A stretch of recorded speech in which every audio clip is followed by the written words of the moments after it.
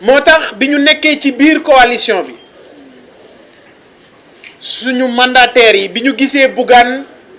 ci liste nationale bi nekk à la 11e place dañoo woote réunion ne ma Bougane lu tax nga nangu dem 11e place ma ne leen dama nekk ak sumay nawle ma nawloo leen xam ne liggéey bi ñuy def pour Sénégal dafa am njariñ man Bougane sama bopp taxul 2022 bi ñuy campagne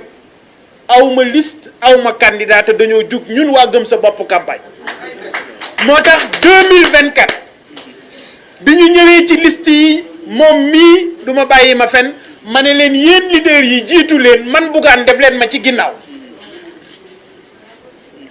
parce que la ma ci jublu mooy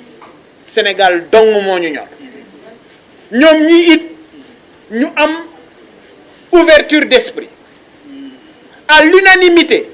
ñun ñëpp ñu tànn ne Barthélémy Diaz mooy jiite suñu coalition c'est important yàlla def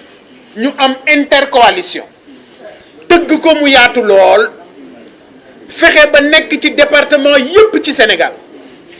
ñun ñëpp ku ci nekk am taxawaay boo xam ne sa yéene mooy le